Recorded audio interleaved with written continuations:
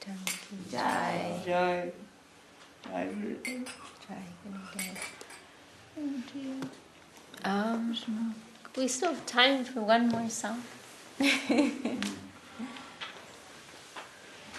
Do you know the Hare Krishna Maha Mantra by now? Yeah, that's here. Yeah. Okay. So you can follow that part. Well, what about Pandita? You just sang one song, right? She did sing. Are you going to? You able to sing another today? Of course, she's able to sing. What about Gai Guru Madhur Swade? Do you know the page number? No, You don't? I don't believe it. I don't. What is the page number? I have to check the index. Oh, you know the words, don't you? You already know. Oh, You it's already page, have the page page inside. 132. What page? 132. 1, 2, 132. 3. Is it? Oh, wait, Pandita. 1, 3, 2. Gai Gora Madhu Shade. Gai Guru Madhur Swade. Gai Gora Madhu Shade. Gai Guru Madhur Swade. Hare Krishna, Krishna Krishna, Hare Hare. Hare Krishna, Hare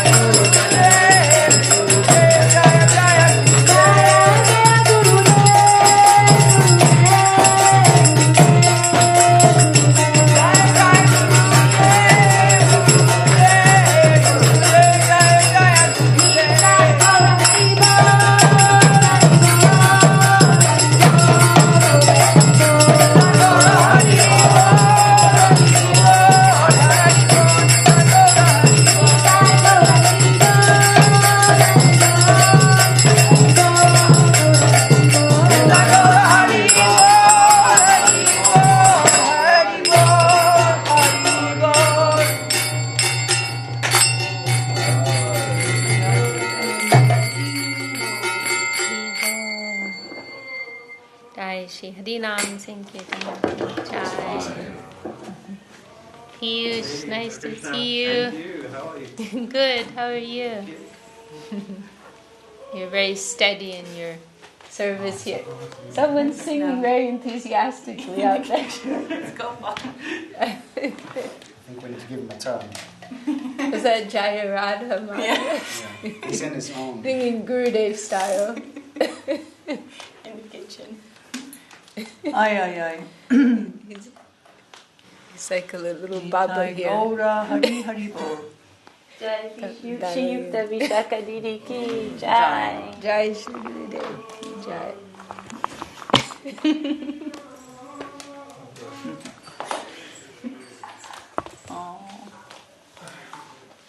We have Ramananda Prabhu here. Should I sit over there? Yeah, sure.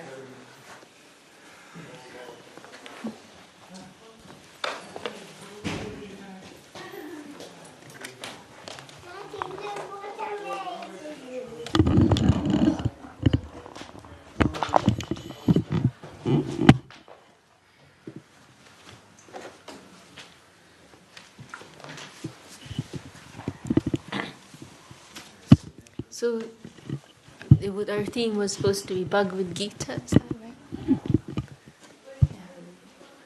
Need to put some work on Pandita. Yes, Pandita.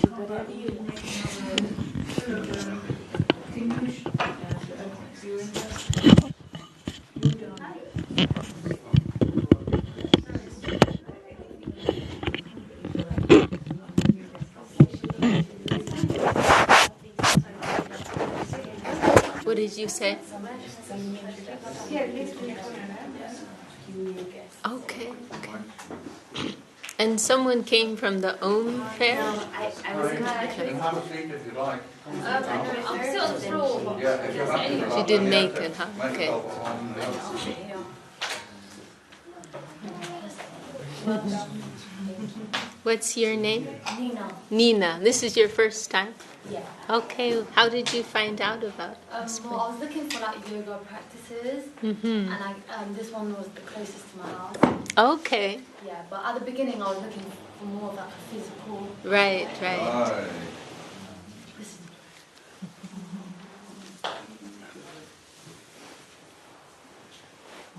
Well, welcome, Nina. We're not so much into the physical type of yoga. It's messy. No, but it's alright though. I can It's give okay. knowledge. Yeah. You'll give us a chance. And who do we have here? My name's Mary. Mary. Mariam. This is Mariam. Mariam. She's Okay. been coming the last Welcome. few times, 3 weeks, is it? Yeah. A couple of weeks. Okay. And she's taken to everything very happily and enthusiastically. First day she came to the temple, she came straight on Harinam Sankirtan. Oh, really? Yeah. Okay. She's down. Okay. Cool.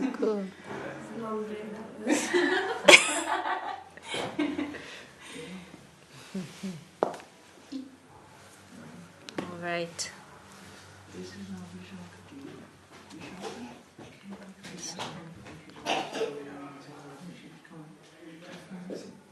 So where did you come? I came from Los Angeles. Los Yeah, I'm still landing, a little disorientated. Yeah. And we also have, I've forgotten her name. Avinadini. Huh? Vinodini. Hello, Vinodini. She'll be back. She'll be back. Okay. Jai Shri Gurudev Ki Jai. Well, we're maybe you could close the door a little distracting. Thank you. We want to offer our heartfelt respects to everyone and our gratitude that I'm still allowed to come. Still welcome. Very, very well. We feel we have our family here. Definitely do. So very, very. We want to give our gratitude that you're still coming. Yeah. Oh.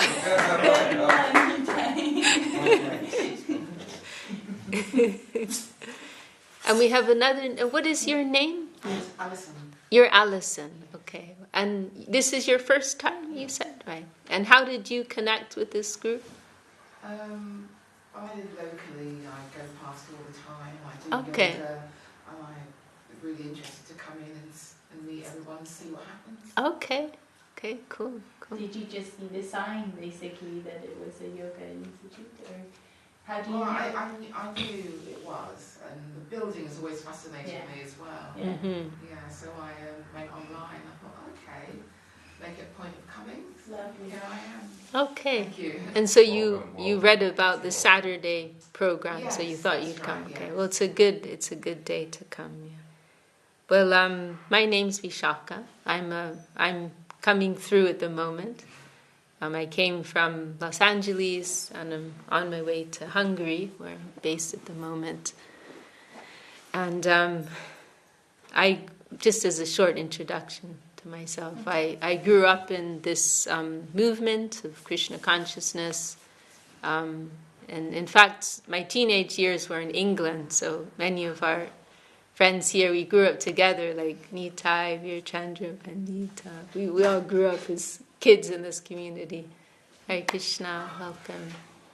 And of course, Anjali and Saraswati, Lavanya, many respectable seniors in our community here. Sita Krishna Prabhu. Take a cushion, Prabhu, be comfortable. Yeah, no, Prabhu, you want a seat? No, I'm okay. Sure. At least take a cushion. Does he have a cushion? And I had the good fortune to spend 10 years at our temple in India, which were like our world headquarters.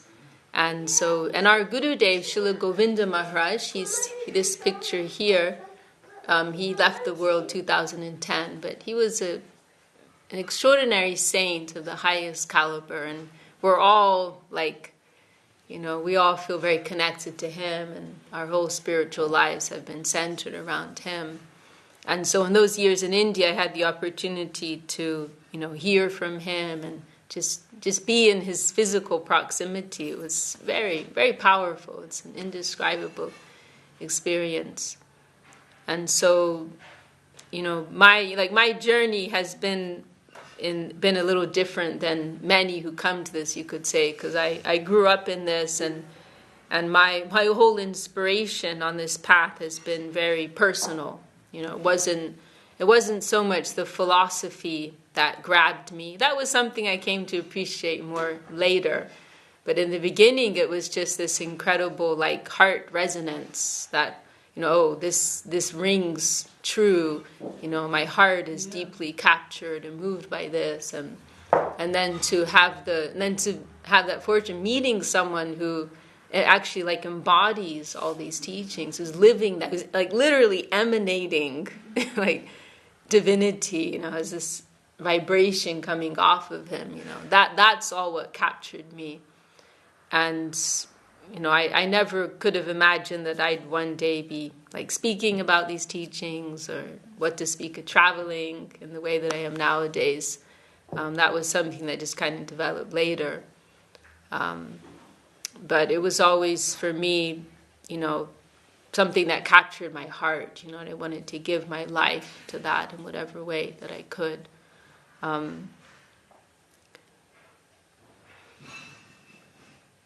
But I'm here to, not just talk about my emotional feelings about all this. I also want to share something about the value of these teachings. And so a couple of you came here, it seems, through the word yoga.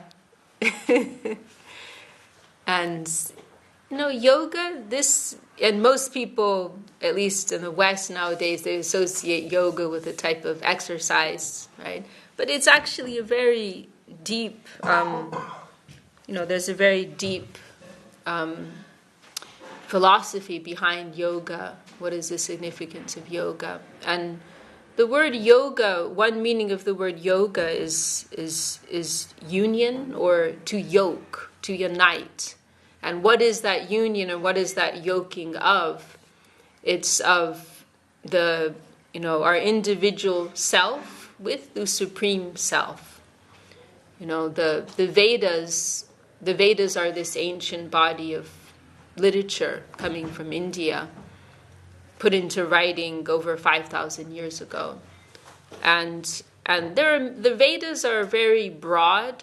The Vedas are kind of like trying to give, the Vedas the Vedas have a door for everyone, let's put it like that. The Vedas, they want to give everyone an opportunity to get onto the ladder of spiritual life. And so there's kind of like an entry point for everyone, right? Some people need candy, you know, and like that, right? There are different ways to motivate people. One of our modern gurus, teachers, Bhaktivinoda Thakur, Hare Krishna, he spoke about 4 motivations behind every action: you know, fear, gain, duty, and love. And so, you know, different mentalities, they require different, what's the word? Different mentalities require different hooks, we can say, right? You know, some people have to be told, do good or you'll go to prison, right? That's a little sad, right? If that's the only way you can stop someone from doing wrong, because otherwise you'll get in trouble, right? That's a very low mentality. And then, you know, then just do good because we're supposed to be good people, right? That's on the level of duty, that's higher. And the highest, of course, is love. And so the Vedas, they're in a very like broad, general sense, you could say, they're approaching different mindsets in these ways. And so in other words, it's a very diverse body of literature. Mark Twain said, when it comes to religion, India's the millionaire. You know, it's a very helpful way to understand, you know, the diversity within the Vedas. But there are many different ideas which are discussed. Some more on the material side, some more on the spiritual side. But there's one point, sometimes these conceptions are even a little bit in conflict with one another. You know, just like, you know, you can understand it in this way, like in school, you know, grade 1 level physics may tell you one thing, then grade 5 level physics may tell you something, which is actually kind of in conflict with what you learned in level 1. It's a more refined understanding, right? So anyway, but there's one point which is agreed upon across the board in all these different conceptions, and that is that we are Atma. You know, we are soul. We are spiritual beings, and this is not this thing that we see in the mirror, this thing that we identify with. You know, this body, even this mind that we have, our very sense of identity, our ego, you know, it's called the ahankar in Sanskrit. Even that's not who we really are, right? So this is something that's agreed upon all over the Vedas, that we are actually Atma, we are soul. And at present, we have acquired these different layers, you know, like a kind of spacesuit or something. Because we're actually, just like if we can't survive as we are in outer space, right? We need a spacesuit. You know, so also our soul can actually handle this material environment. And so this material body is kind of like a spacesuit that enables us to interact, to engage with this plane, make some sense of this plane. And then you may ask, well, hang on, why did we come here in the first place? Well, that's a good question. We were curious. You know, we were curious. We wanted to explore. You know, let's just keep it simple and leave it at that for now. We wanted to explore. We didn't look at the fine print. You know, we wanted to explore. What's this whole world of matter about, right? So we are spiritual, and so what is the nature of that soul? Sat, Chit, and Ananda, right? Sat means eternal, Chit means conscious, Ananda means joy. So by nature we are eternal, conscious, joyful beings, right? Eternal, conscious, and joyful. Sounds good, doesn't it? Sign me up. Sounds good. But at the present moment, we have acquired these bodies which are not eternal, far from it. Highly mortal, fallible bodies, right? Subject to decay and disturbance from the environment in so many different ways. So are not eternal, not fully conscious beings, not even close, right? We live in this kind of like tunnel vision of the world of our own mind and senses and ego, Or maybe if we're a little better than everyone else, then we're aware of the mind, body, and senses of those who are within our proximity, right? But even then, it's usually not very developed, right? Like how much may be going on with our neighbor that we're not aware of, right? How much may be going on with the close family member that we're not? How much are we disturbing other people, right? In ways in which we're completely unaware of, right? So we're lacking very much in the conscious department. Our sphere of consciousness is limited. And then joy. Now, joy is a high commodity, right? Joy is something that most people in the world, they work for most of their lives to get a little drop of every now and again, right? Many people, they slave their lives away to get like a bit of a holiday every now and again, right? Or, a bit of Netflix in the evening, or or throughout the day, there's a little joy here and there, but it's not the, it's like the ratio is not so much in the favor of joy, right? Rather the other way, right? It's in the smaller side of things. So this is the whole science of yoga, right? This is what the premise behind yoga, that we are spiritual beings. We're presently, and this is the real problem, that we're identifying with these bodies.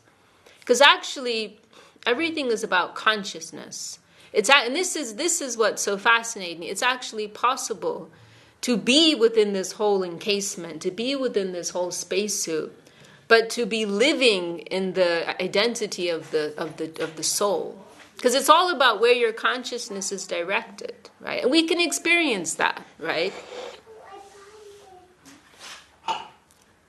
It's like my mother was joking recently, saying, like, do this as an experiment. Like, I'll prove to you God exists. I do this as an experiment. Lock yourself in a room, right, and watch the news for hours and hours on end, right? Like all the terrible things that are going on in the world. Like, just fully absorb yourself in that, right, and see where your consciousness goes, right? Now try this. Like, just sit and hear about the beauty of Krishna. About the beauty of Krishna, who we worship as God, right? And he's known as being beautiful, charming, loving. Now try hearing about that for hours on how do you feel, right? So everything's about consciousness, right? And we all experience how you can be going through the same series of events every day, but depending on your consciousness, you can have completely different experiences. Right? One day you can wake up at the same time, eat the same breakfast, go to work, do the same things, see the same people, and it's a terrible day because of something that's going on in your inner world, right? Then another day, same set of experiences, and you're on top of the world because of something going on in your inner world. So everything's consciousness.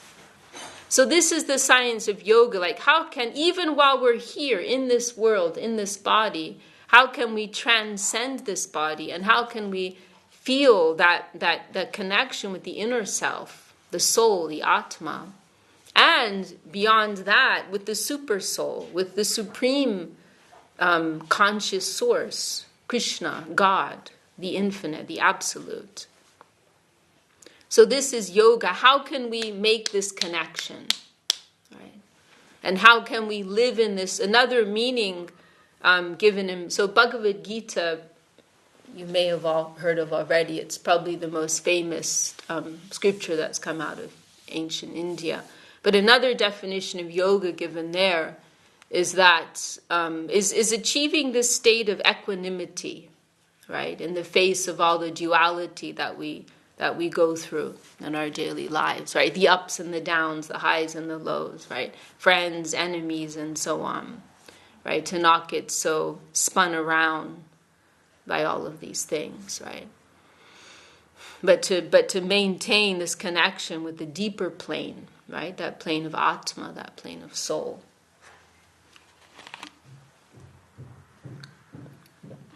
So this is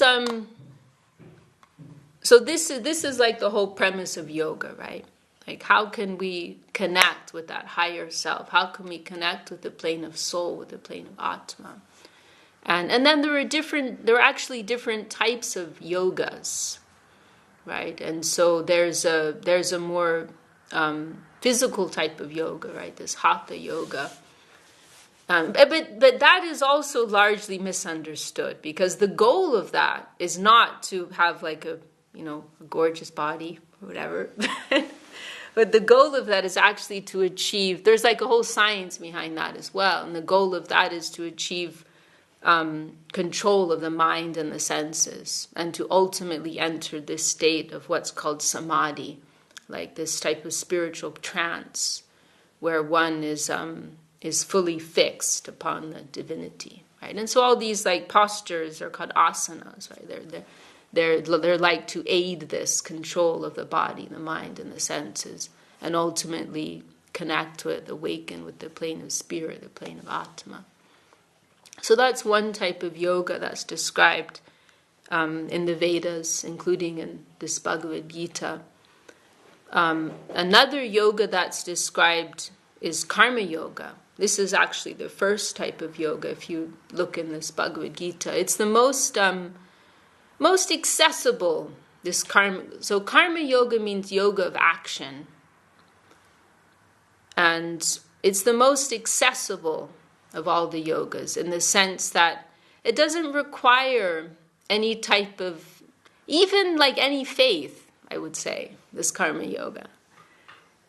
It's based on the principle of selfless action. The full name of this yoga is Nishkam Karma Yoga. So the idea is that just by, because remember, so what I'm saying before, right, is about consciousness. Everything's about shifting our consciousness. So the idea of this karma yoga is that through your action, you can achieve liberation. You can become free from karma, right? Because karma is what's binding us, right? And that word doesn't need to be defined. Everybody knows what karma is, right? So karma is what's binding us in this world. But what's explained in Bhagavad Gita is that karma is not based just upon our action. It's actually based upon the consciousness with which we perform action. That's what's actually binding us. So in other words, we could even perform an apparently good act, but with a very selfish mentality, then we're actually involving ourselves in bad karma because of that. On the other hand, we could perform an apparently bad act, but it's with some good intention, and then we're involving ourselves in good karma. Right? So what's actually of significance is the consciousness behind our action. So this principle of karma yoga is to live in a spirit of duty, right? That you carry out your actions as a matter of duty, and you give up the whole world of self-motivated interest, right? And that duty may be anything. It may be that you're a bus driver. It may be that you're a mother or a father or a teacher or whatever it may be. Whatever your duty may be, and of course we all have lots of duties. It's not just one or two, right? But we all have many duties in our lives. So whatever your duty is, carry that out in a spirit of selflessness, right? So, my duty is to, as a teacher, is to teach this student.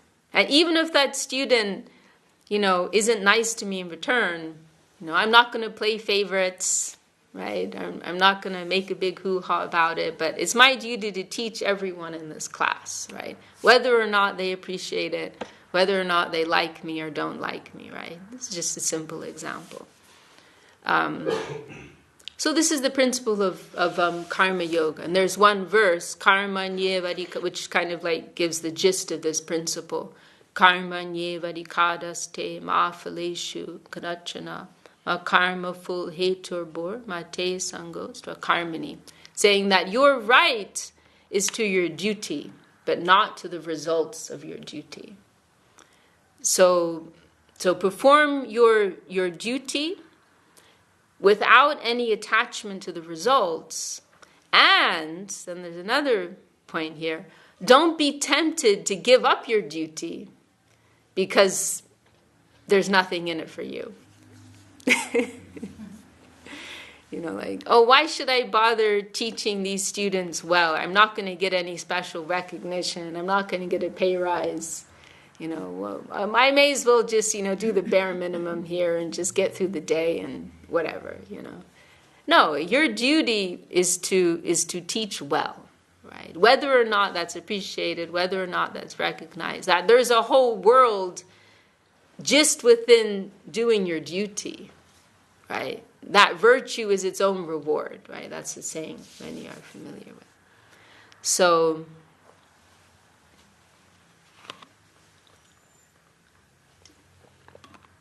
where was I going to go from there?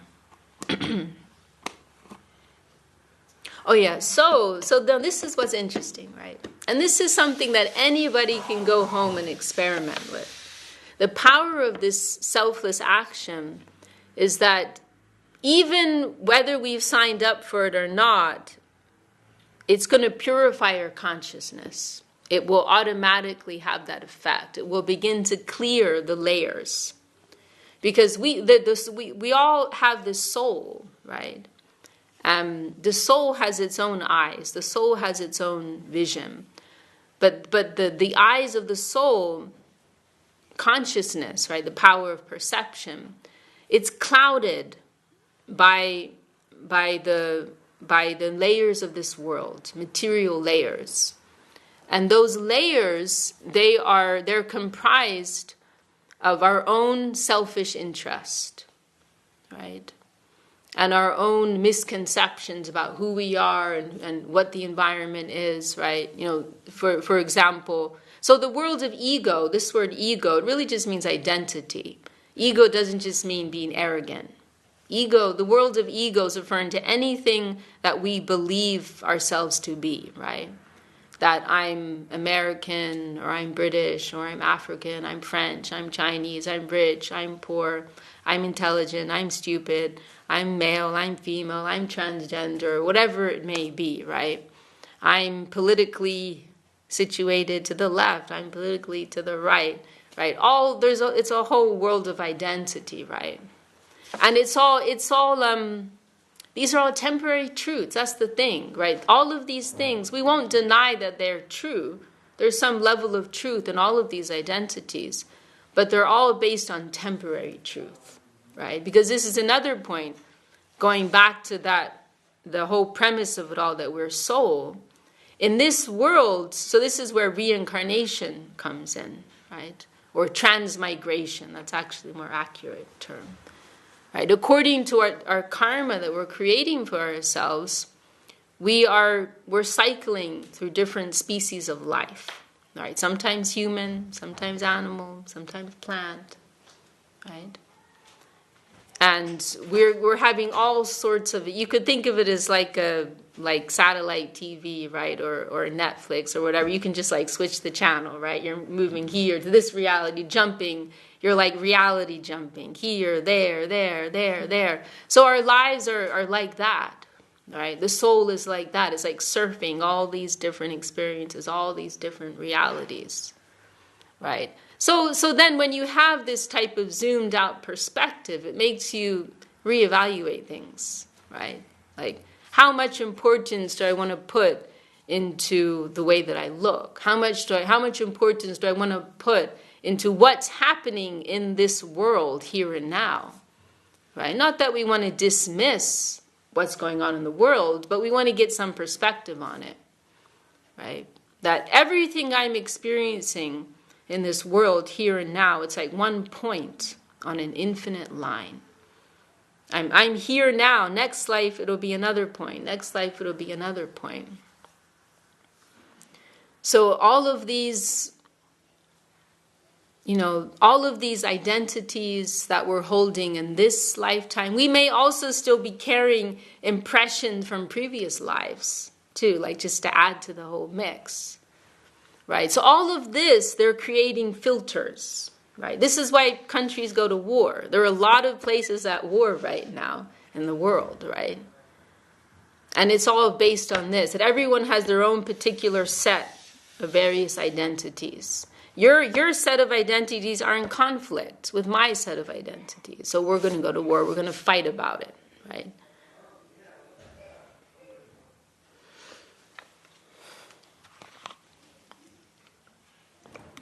Because that whole world of ego is so tangible, it's so firm, right, within the consciousness. This is who I am, right? I'm a Palestinian, I'm an Israeli, and all of it, and we're going to fight about it, right?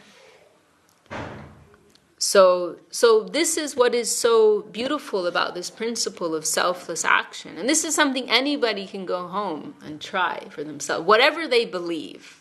Whether you believe in this or not, you will experience the results of this. If somebody tries this principle of selfless action, they'll begin to experience that these temporary conceptions of identity, they'll begin to clear from the consciousness. Right? Why? Because we're not feeding into them. Right? Because because normally, our whole motivation, the whole motivation behind our activity day by day is what's in it for me, right? So if we stop acting on that basis, then all those identities will start to shrivel up because we're not feeding into them, right? So they'll start to shrivel up and disappear. And our pure consciousness will become more present within us. And we'll begin to actually tangibly feel that, there's something else within me. Right? There's something lighter within myself. Right? And that may get to the point where that feels more real than anything else around us, right? That world, that more subtle world of spirit. So this is the idea of karma yoga. It's kind of like a broad entry point for anyone to kind of start to have some experience of spiritual life. And we're not exactly following karma yoga, but there are some elements of it which are kind of part of the foundation of what we're practicing. And so what are we practicing? We're practicing what's called bhakti yoga. This is another type of yoga that's described. And the word bhakti means devotion, right? Love. And it is what's at the heart of bhakti yoga is the recognition that ultimately everything is personal, right? Just as we're personal beings, so our source is also a personal being. And just as love is really what's at the deepest core of our existence, just as love is really what we are hankering after more than anything else, so that also represents the deepest relationship with the divinity, with the infinite, right? In other words, there is a personal expression of the divinity, or God, in other words. And we have the prospect, our highest prospect lies in developing a relationship based on love with that supreme being, right? So simply put, in bhakti yoga or Krishna consciousness, as we also say, there's the recognition that our true identity is not only as Atma, it's not only that we're spiritual beings, but what is our purpose, right? And what is the natural activity of the soul?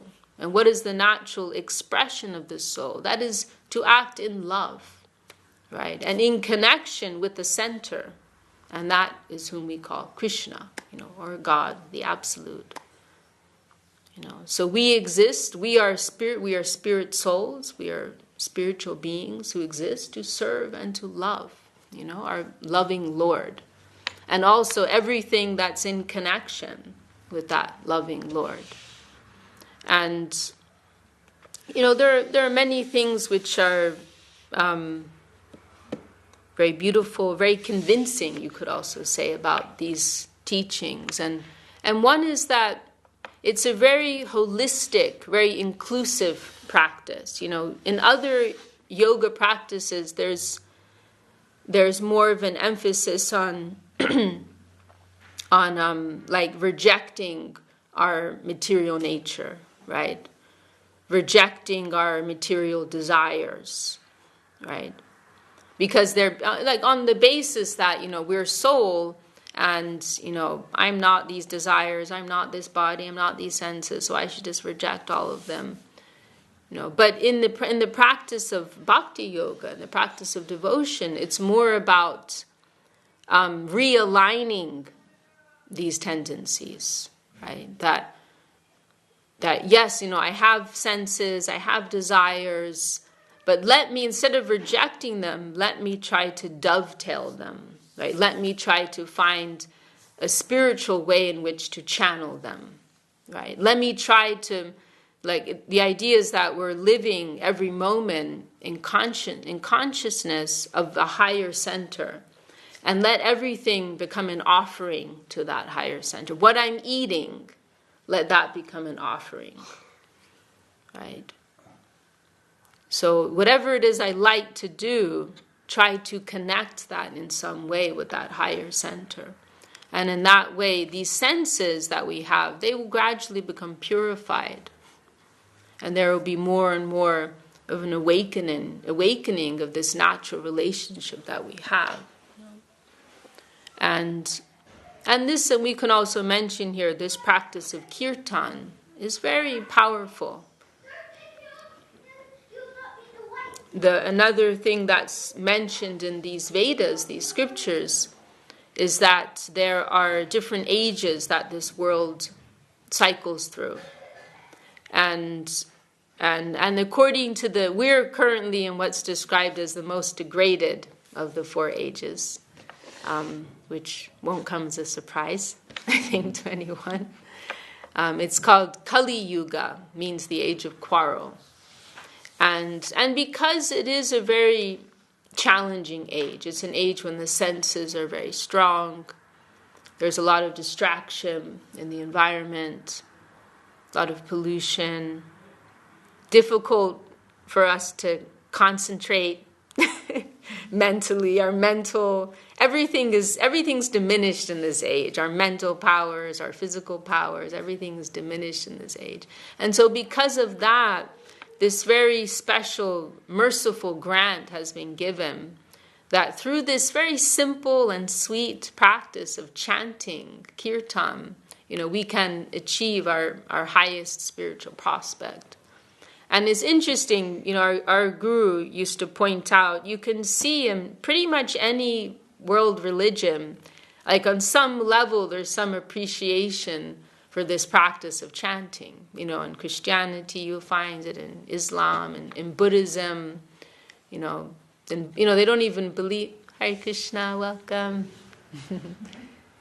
In Buddhism, they don't even believe in God, but there's still you find there's a tradition of chanting. So there's some universal recognition of the power in this practice. And it's so accessible. It doesn't require, any particular mental or physical capacity. All it requires is a little bit of faith that, it might do something. And heart, and some heart,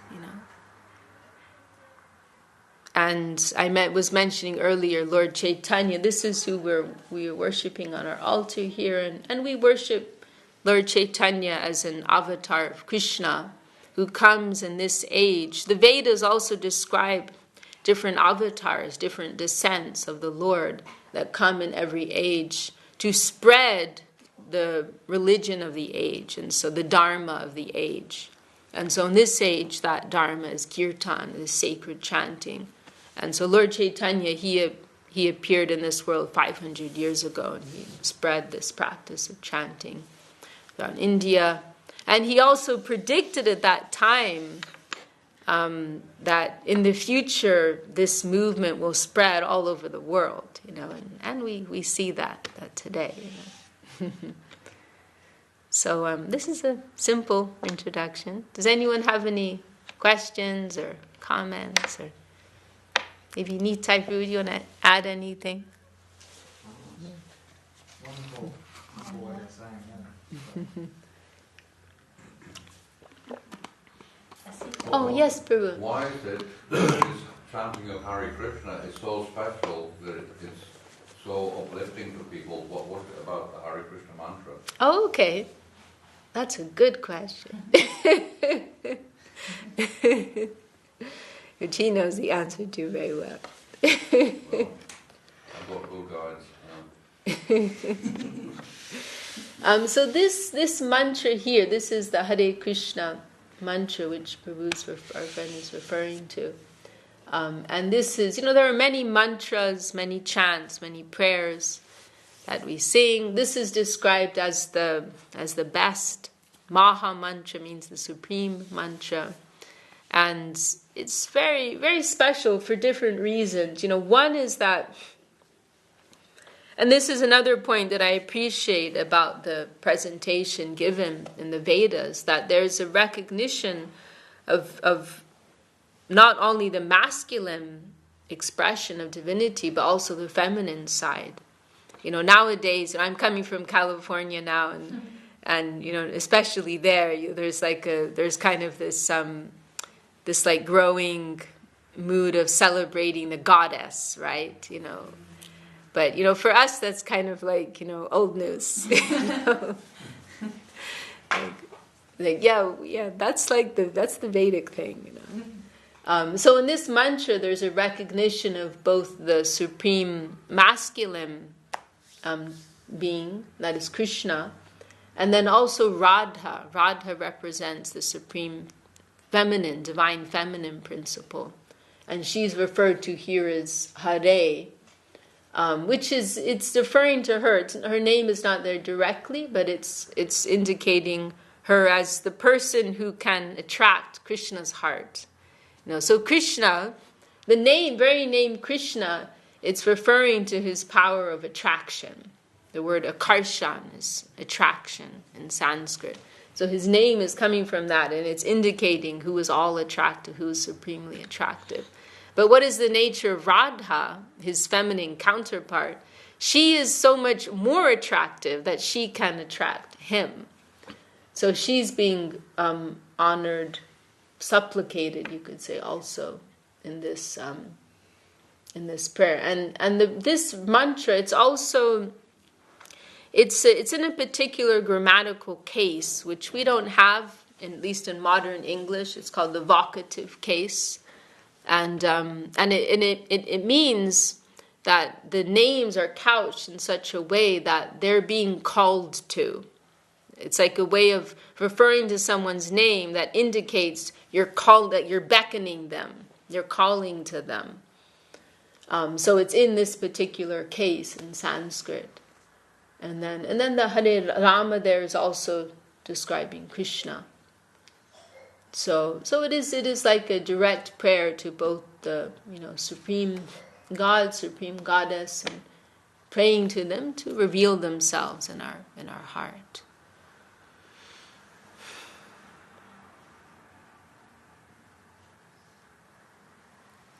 And it is a very wonderful practice because anytime you don't have many Vedic or religious practices in general, they require some standard of cleanliness. You have to have a shower, wearing clean clothes, and many Vedic practices, you have to be facing a particular direction, and there's all kinds of things, right? But in this practice of kirtan and chanting this mantra, there's so much simplicity is there. any time, any place, any circumstance, mentally, verbally, alone, or actually in congregation is described as being the most potent. So we're always happy when we have this opportunity to chant together. When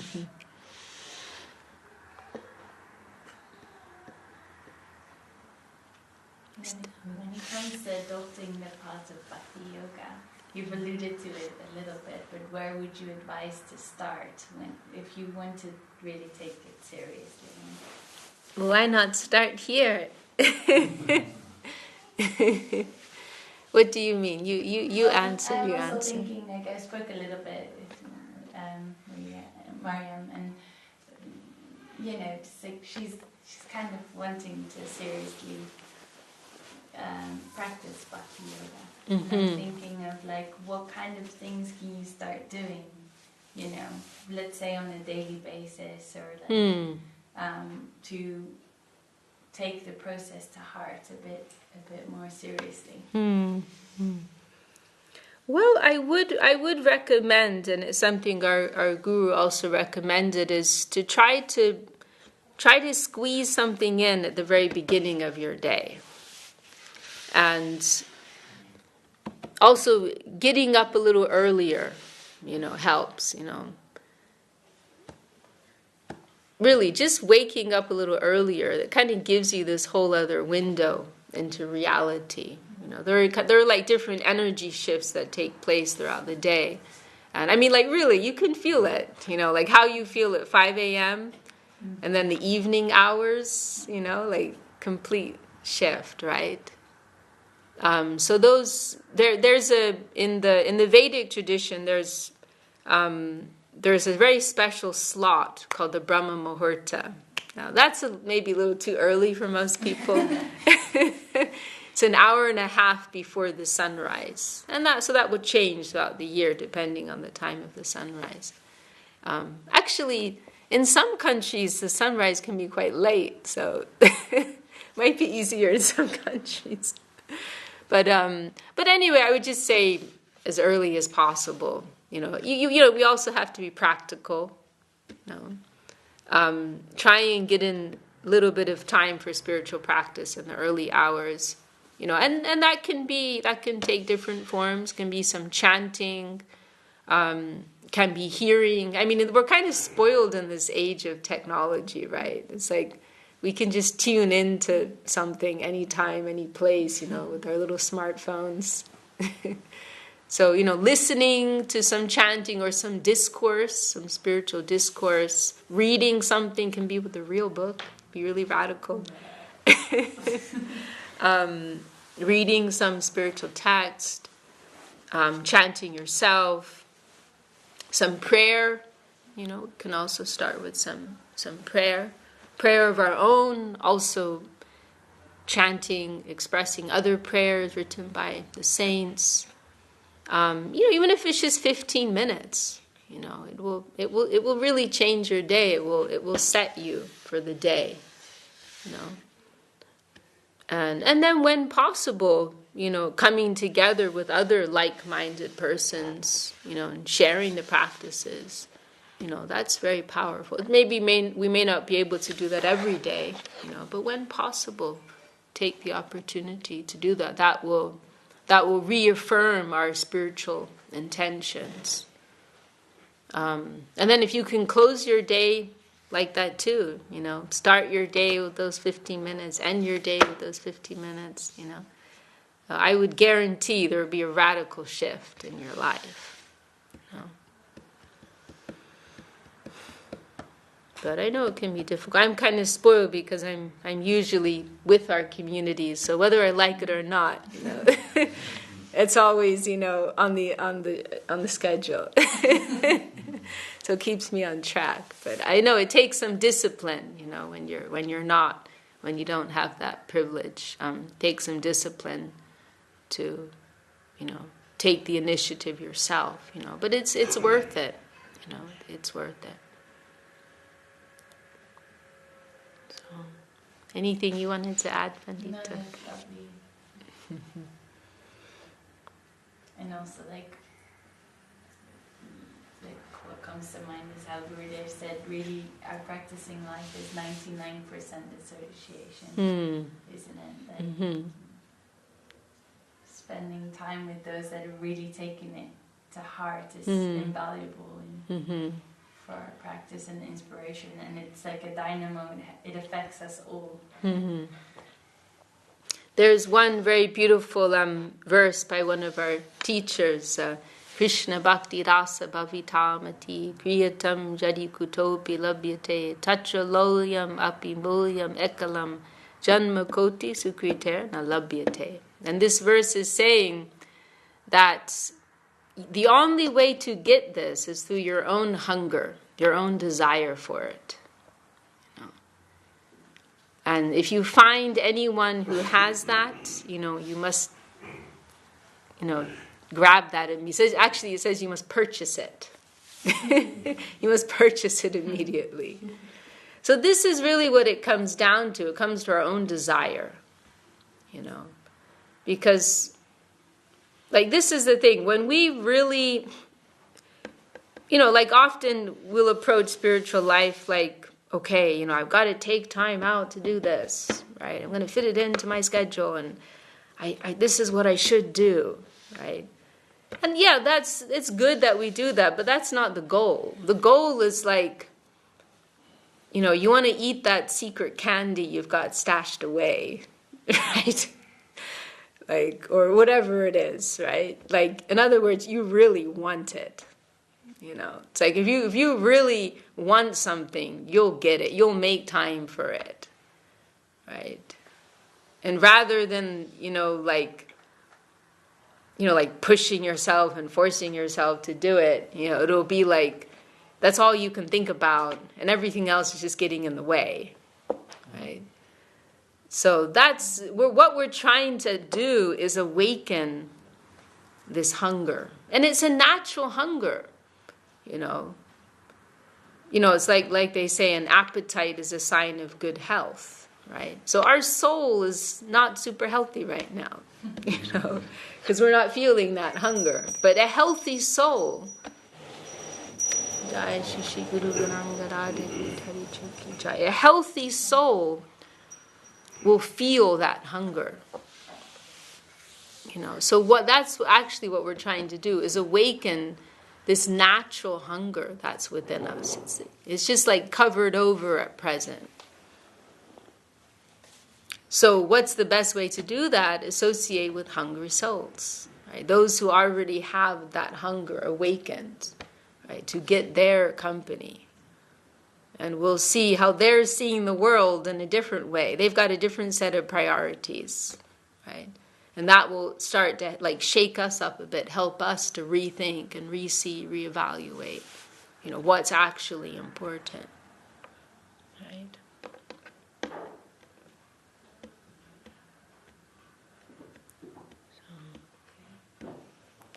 So.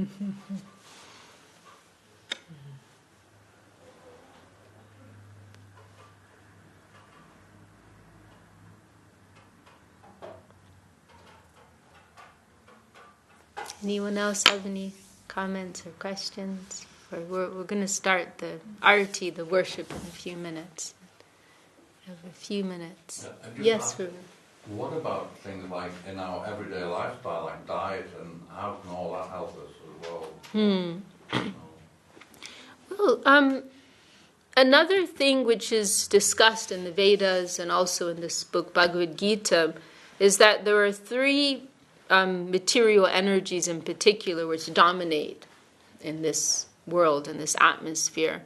And that is the energy of goodness, or sattva gun, the energy of passion, or raja gun, and then the energy of ignorance, or tamagun. And it's mentioned that these three energies, they're like perpetually in kind of like in this competition to dominate over us, right? And when a particular energy is dominating, we'll exhibit like different moods, right? So for example, if we're under the influence of the mode of passion, then we'll be full of unrest, right? We may be very ambitious, very greedy, very lusty. Kind of like if someone's just had 5 cups of coffee, when we're under the influence of the energy of ignorance, tamagun, then lazy, depression, all of these types of things, right? And then the energy of goodness, sattvagun, that's kind of more, that just kind of speaks for itself what it is, right? Anything that's good. So cleanliness, wholesomeness, honesty, piety. And so this energy of goodness, it's still a material energy. It's not exactly that spiritual divine vibration that we are aspiring for and moving towards, but it offers like a helpful foundation for our spiritual practice. And so when it comes to what Prabhu's mentioned, when we, in terms of what we eat, we like to eat that food that's in that energy of goodness. Sattvic, we use the word sattvic also. So that indicates a vegetarian diet. There's less. Actually, you can't get away from violence and exploitation in this world. It's just impossible. Even when we breathe, we're breathing in microbes, and we can't avoid it. But we try to minimize it. Plants. The Vedas recognize consciousness in plant life. So if you're eating plants, you're still killing. There's still himsa. There's still violence involved, but it's a lot less. Why? Because animals are more conscious than plants, and so animals experience more pain. So we try to minimize our violence upon the environment, and the vegetarian lifestyle helps that. And ultimately, we like to, as I was mentioning before, in the practice of bhakti yoga, we try to offer everything. So if we can sincerely offer our food to Krishna, to God, then that's also nullifying any karmic consequences. Not only that, but whatever it is we're offering will become benefited, will be uplifted by that exchange, right? So as far as possible, we try to live a clean and ahimsa, non-violent life. We try to simplify our dealings with the world so that we can, there's one nice expression that we use sometimes, simple living and high thinking, right? That we need to get by in this world, but we just try to collect the energy, the resources, the money that we need so that we can give our real attention to our higher focus, to our spiritual cultivation. So, does that answer? Anything you want to add to that, Prabhu? No, I think I explained it very well before.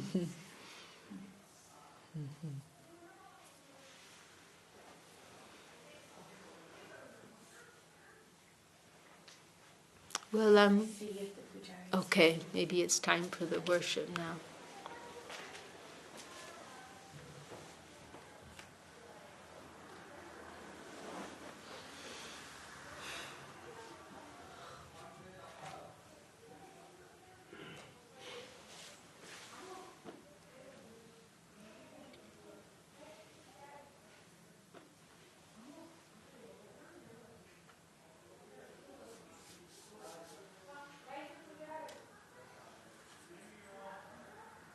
Maybe we can have a little Mahamantra chanting, because we have a few minutes? Yeah.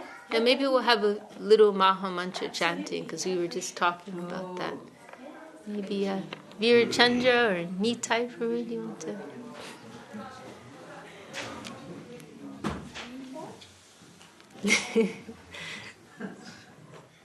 I should have just said one of your names, because I knew you were both like, no, you sing, you sing. So we're going to be singing this Hare Krishna mantra.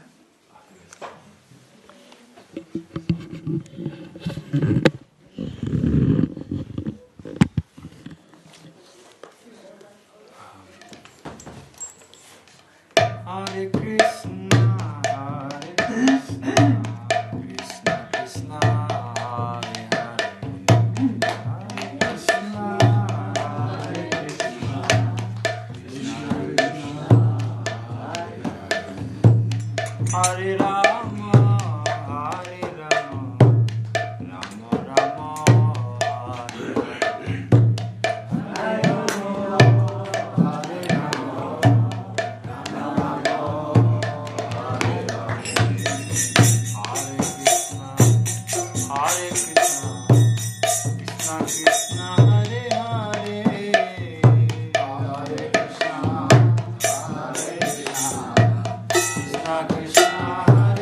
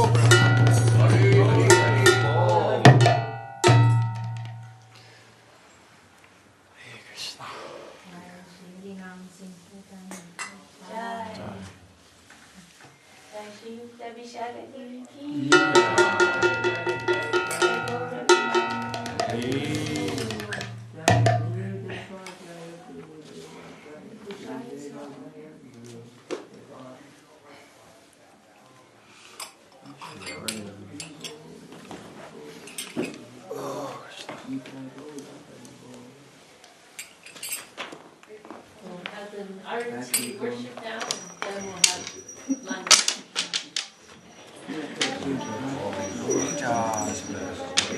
You think? Yeah.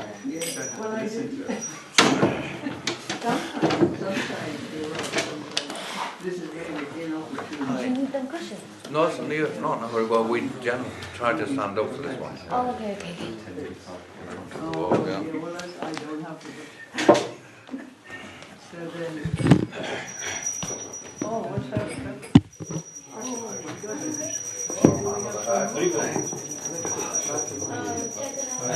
Bhaja Sri Krishna Chaitanya Prabhu Nityananda Bhaja Sri Krishna Chaitanya Prabhu Nityananda Asri Advaita Gadadhara Sivasati Gaura Bhakta